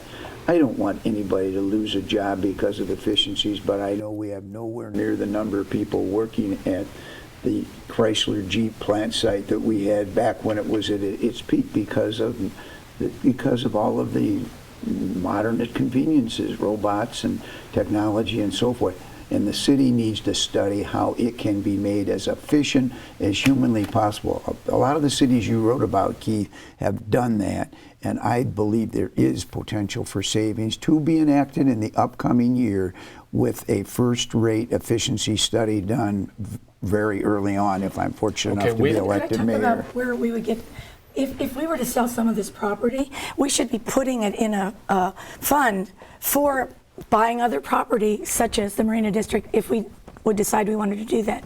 I'm just saying it's a one-time opportunity. It's in the middle of our city, and I believe that we can look for investment there because of how positive it is.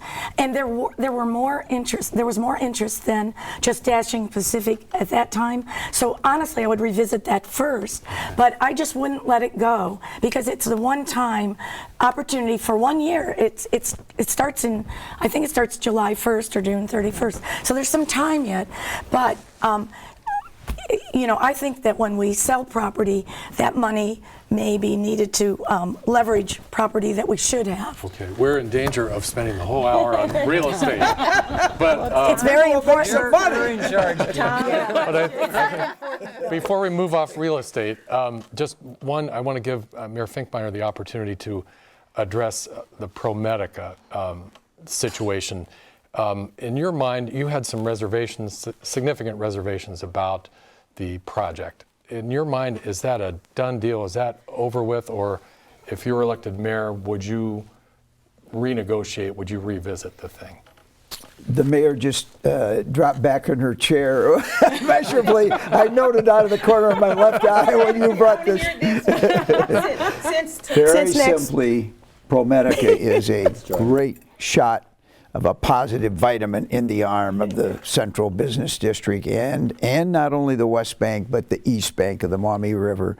I would have liked to see a parking garage been the old Owens Corning parking garage, or where the old hotel was torn down, catty corner from them. And I don't think it would have been all bad to have some employees walking from is that Orange and Summit Street? And I did enough homework to know that there are underground subsurface parking lots right on the verge of the Chicago River and in Charleston and other places where rivers run through them. But the decision has been made. I would rather it not be going above ground, but my intention is to keep momentum going on downtown Toledo. And I think it's that important. You know, we need revenue and many workers paying income tax, and I think that's just healthy for our city and it will attract other businesses. But when I saw the renderings, I thought that it looked good. It certainly looked a lot better than it's looked in years and years. And we forget we have potential parkland on the other side of the river. We actually act like it's not there. And the view of Toledo is gorgeous from East Toledo. And that's so ready for a park there, really, so that we could have park where? In the Marina District, we could, if we don't have something developed there right away, it would be hard to get $60 million worth of development. It doesn't cost a lot to make something park and to make it continuous with International Park, which has barriers right now to East Toledo. And I believe when I think of barriers. It's ground and trees. Trees are good. Well, most trees are good, and I'm a botanist, but I would like to say that we have made it a barrier for walking, that you can't just go from there to Michael's. I like to eat at the Michael's Bakery. With all due respect, you can. Yes, you can. Because I see people walking, because I go back and forth over there. I agree with you that... Would you say it doesn't look inviting as it is now? I wouldn't walk through a bunch of trees. Well, I'm not sure if it looks inviting or not. I know that people are walking on both the south and the north side of the Cherry Street Bridge that walk across the bridge, and they use it for, now the high level, I know we're going to have runners that are going to start going down the high level and coming back over that way. So I don't just necessarily disagree with you about what you're talking about in terms of a park, but also to know that folks are really using it as a park now. You know what, because I really like it. May I finish? Because where there's the parking area there are folks who come and they take their lunch and they sit there and they watch the ships going back and forth. I walk it all the time. Yeah. Well, so, I've seen many people walk it. So I that's want why- bike paths in there. Okay. I mean, I just want it to be nicer, and I'm glad it started. On from real estate. I want it to attract visitors who come to our city. Oh, I'll go jogging. Okay, Marlene, I think it's your turn, is it my not? turn? I think it is. I hope it is. Okay, And I well, do like trees. okay, well, let's turn to crime. Crime. Can we turn to crime and talk about crime a little bit? Well, you know, I shared a story with the other group about an 82-year-old woman who lives near the Kent Library, right off of Central Avenue. Mrs. Eva, everybody calls her in the neighborhood, and she told me that she no longer feels safe walking. She used to love to walk. Now she doesn't feel safe unless she's with her grandkids, and sometimes she doesn't feel safe at all. So what can you do as mayor to help Mrs. Eva and the other probably thousands of seniors in our city who are feeling trapped in their homes? Well, one of the things that you're going to hear us all probably talk about, but there's a very strong community organization over in that Cherry Street, Bancroft, well, not Cherry, Bancroft, the Cherry Street Legacy area, and there is a strong block watch of residents that are there that have banded together and meet together. Last week we just did had a press event about trees being replaced because of all of the trees that have been lost, and that there's going to be an arbor placed at the old nursing home that was on Cherry Street. All those things are done that will engage neighbors so that folks will know each other. And I think part of the fear that is coming about is because of that lack of knowing who your neighbors are. Secondly, which is part of the block watch piece, but also more importantly, is the police are really working and using their data-driven, the data that they get to determine how they're going to deploy police officers in those neighborhoods and to deal with those kinds of concerns that people have. The fear that folks have is a real fear, and we have to figure out ways to address it. And I think we're doing it because of the way that Chief Crawl is really engaging the police in terms of community policing opportunities. In fact, breaking news, on Friday there will be coffee with the cops at Sam and Eddie's on Monroe Street, starting like at 8 o'clock in the morning. So that's going to be opportunities for folks to sit down and talk to the police officers one-on-one about those things and activities that are being done to help them.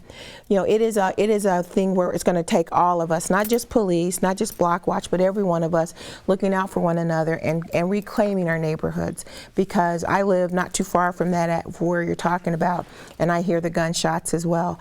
And what we have in the Old West End is we have a website, and people go on, let folks know about what's happening. Can I interrupt you for a minute, Sure. because that was kind of profound there. You said you hear the gunshots too. Yes. Is that acceptable? It is not for a acceptable. city It is to not hear acceptable. gunshots? It is our reality. It is our reality in this day and time, but it is not acceptable. And that's why I know that when you talk to the chief and you talk to the police officers, they are very much trying to figure out how to do it. My next door neighbor is a police officer. You know, and so there are, you know, that is unfortunately the reality that we have. So when it is not an easy answer.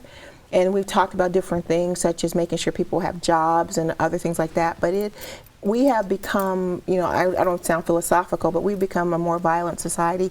It is not acceptable. And part of the thing that I think is most important, that we continue each and every day to chip away at it and to say to I call them the little thug mugs, that no, you can't be a thug on the corner, and we're not going to let you do it. I think. Well, let's go Mrs. Collins first. Sorry. I think we have to have more police. It's clear that people don't feel safe in their houses, and that's crucial. I asked a little boy what he thought was important, and a 7-year-old wrote to me, houses need to feel safe. And people who don't get fast enough response time and so on, the police are doing a great job, but their numbers are too few. We need visibility. Visibility helps a lot here. And when we have like what I would call a crime wave, a lot of them, they're all in on overtime.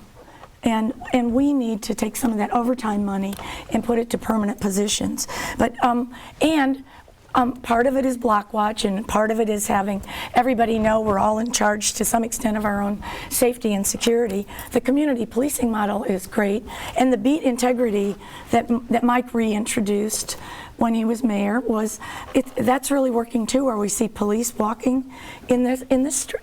They're assigned to a neighborhood, and they walk it, and the neighbors get to know them, and they know that. What do you mean by beat integrity? It means that if your beat is Point Place, it's not Southwick. And in the past, we were running people because of needing a response that far. I mean, from the most distant points of our city. And we do that now? No. Well, I'm sure it happens to bring up community policing and beat integrity, and that is to keep them in an assigned area so that they feel responsible for their area. The neighbors know them. In a business I was in Lower South Toledo last week, I saw them walking down the street. My first thing was, I wonder what's wrong. And I said something at the business, and they said, oh, and they named them by first name, and they said, they walk here every day, and sometimes they stop in. They tap on the windows sometimes. And then I went downtown and I saw bike police in downtown where they can get in little spaces fast, or in the parks and everything. So, I mean, we're doing so much right, but we're asking too few people to do too much. And if we want an economic investment in here, we need to have our own people feel safe. That extends to our feeling that we would communicate to the outside. People don't feel safe, and we need to correct that. And we just have to have more. And that's why I've pledged 2 classes of police in the next 2 years, 40 each year. And there are a lot of retirements, and so because of attrition that way in retirement, that probably adds to the number 20. But our number at one time was 700 and some. Our city is still the same size. It's 631 now, I believe, 629. And I'm talking about having more patrolmen, more on the street. And I think the police are doing everything they can to connect with the neighborhoods, such as that the meetings that you see, the neighborhood meetings, and also this informal coffee, but there aren't enough of them. Okay. Mr. Finkbeiner? True story. First term, 7 or 8 men and women killed in drive-by shootings in a period of 3 weeks, and basically not far from where the mayor lives, moving toward Cherry and Bancroft. Asked the chief of police, what can we do? Well, this goes in cycles. It goes in ups and downs. I said, I know, but we can't sit by and wait for the cycle to end. Happened in 24 hours. We got the sheriff to work with the police department, brought in alcohol, tobacco, firearms, and the FBI, very small in numbers. There were probably no more than 9 or 10 of them that joined it, but they hit the streets. And I talked to the ministers of the churches in these neighborhoods, and I said, man, I will make sure constitutional rights are protected, but this is largely black on black crime, and it is your parishioners that are, you know, getting mowed down, and we've got to stop it. I did ride with the officers a couple times the first week, then down to once every week thereafter. We didn't have a murder for 3 months. The day that started, we went 3 months to the day before Thanksgiving. We started just before Labor Day. It was the day before Thanksgiving we had our next murder in the city of Toledo. That established for me that our policemen and women, without question, are the best disciplined, they're the best armed, they're the best force we have. I don't agree with Sandy that it's all numbers. I think it's how they're deployed, and ComStat helps us deploy them in a mobile way much more quickly than we used to. But they have to know that the mayor, city council, and the chief are supporting them. They're going to be behind them so that they're not questioned and embarrassed by being accused of being overly this, that. And believe me, I understand Black Lives Matter. I support Black Lives Matter. Those are egregious examples of police being wrong. But we've not had that experience in Toledo, Ohio. I think you can ask our department, and I challenged them to do that about 14 days ago. I was delighted to see a collaborative effort within 72 hours of that was very successful. But because of the fear that I experienced, and you were both there that night, the town hall meeting at the University of Toledo, I heard Central City men and women for the first time say things like, I'm beginning to feel like I live in Detroit. We have to regain tranquility in our neighborhoods, and the Toledo Police Department can do that if the mayor and council members and the community back them up. So but you don't plan to add another police class, have another police class in your administration? I believe one is planned for next year, and I would sustain that planning for a police class next year. I want to make one quick point. I did note it in the Blade study the other day, which I thought was quite thorough, that we per 1,000 have virtually the same number of police officers at Columbus.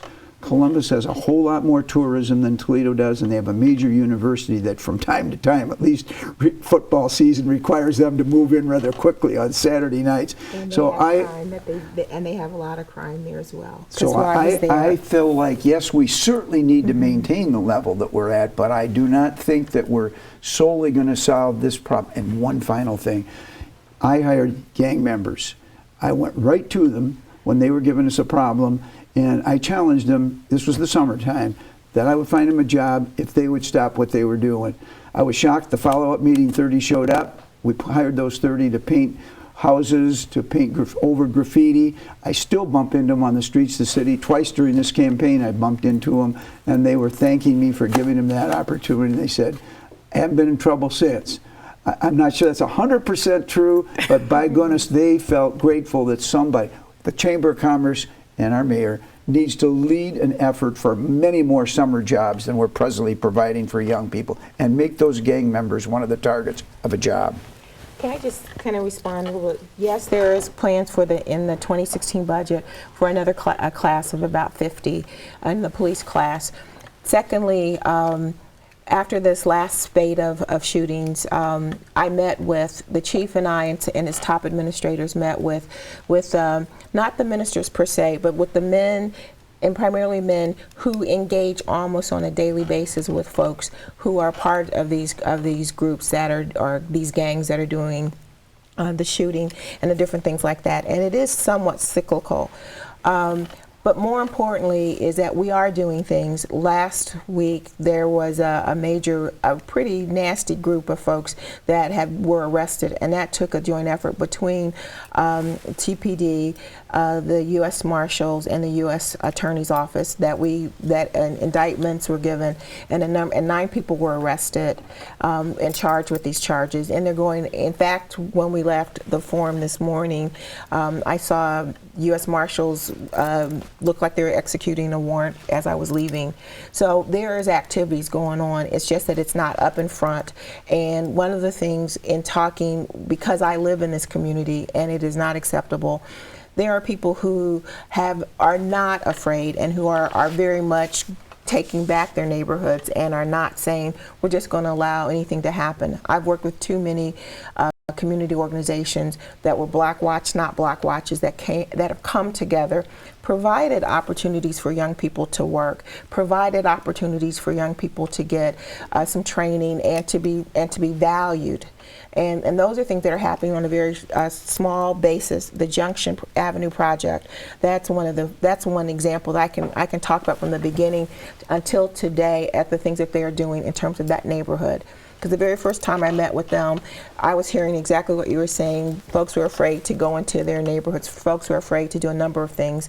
And this one gentleman said, and there was a distrust between the police and the office, because at that time it was Chief Navarre.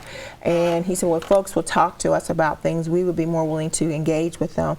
And the men and women that sat around the table said, we are not afraid to talk to you, but what we need is a true partnership with you, that when we call, you will come. And from that point to this point, there has been developing that partnership. Officer Bilo he can walk any street in the Junction area and people will know who he is because he has come to meetings and he has helped lead different things. So those are things that are actually happening now, that are happening under this watch, and will continue on. So crime is it's almost like the Bible says that the poor will be with us. Unfortunately, there's crime, but we're also going to be working against it. We're not going to let the tide turn, and we're going to continue in a very not quiet but thoughtful and aggressive manner as well. We are coming to the end of our time, so I'm wondering if we can do one more question. It's kind of a lightning round or pseudo lightning round. That was me. A question, a lightning round question? Yeah, something that we could handle very quickly. I think a question that would be interesting would be, did we ask about the red light cameras? Nope. Red light cameras, do you keep them, you're mayor, do you keep them working in the city of Toledo? In spite of living near you, in spite of being a victim many times with the red light cameras, I say yes. Okay. I would keep them because of that they impart safety. Okay. Yes. That's what we're fighting with and having the lawsuit with the legislature, because we think it is important. Another for quick safety. one. Oh, I'm sorry. That's okay. Another quick one if we got a second. We got a second. Do we continue to prosecute misdemeanor crimes under the Ohio Revised Code, or do we go back to using the Toledo Municipal Code? Start with the mayor. It depends on the charge, but primarily Ohio Revised Code. Mm-hmm.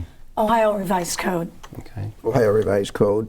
And I say that with a great deal of confidence because the two lawyers on my immediate left both said it. If I'd spoken first, I might have said, I'll have to do my homework. Thank you two very much. It's good to have lawyers. And maybe we could do this one as a lightning round as well. Is there anything about you, each of you, that you feel you haven't gotten across to the voters in this election so far? Something about your background or your approach, or maybe a misapprehension about you that you think is out there? I keep having to deal with this issue of not being a strong leader. And I will say this, that just because I'm quiet does not mean that I'm weak. You know, I don't seem to ever fit it in that I grew up here. These are my roots. Started college at the University of Toledo and went on to Ohio State. But I paid my way through college. You know, I came from a family of auto workers. Okay. I think it simply would be that a lot of people panned All-America City and Most Livable City, but it sure beats what we've been dubbed by Forbes magazine 2 out of the last 3 years. So let's get back toward being the kind of envied city that we were. And I don't say that to criticize or uplift anybody, but it's really got to market yourself. And Toledo, Northwest Ohio, we need to do a better job of believing in ourselves and marketing we gotta ourselves. go. You can't leave it with that negative note, because we also have been learned. We were placed in the top 10 as a site selection city as well. And We gotta go. We gotta go. I'm sorry. Thank you all That's for right. watching our conversations with the candidates. Thanks to the candidates for braving this format, our journalists and UT for co-sponsoring these conversations with the Blade. Both parts 1 and 2 will be shown again tonight on Buckeye Cable Channel 69 at 9 p.m. They will also be available on the Blade's website, toledoblade.com. An informed public is a healthy and engaged public. We hope these 2 extended conversations have informed and enlightened you. Thank you for joining us, and have a pleasant evening.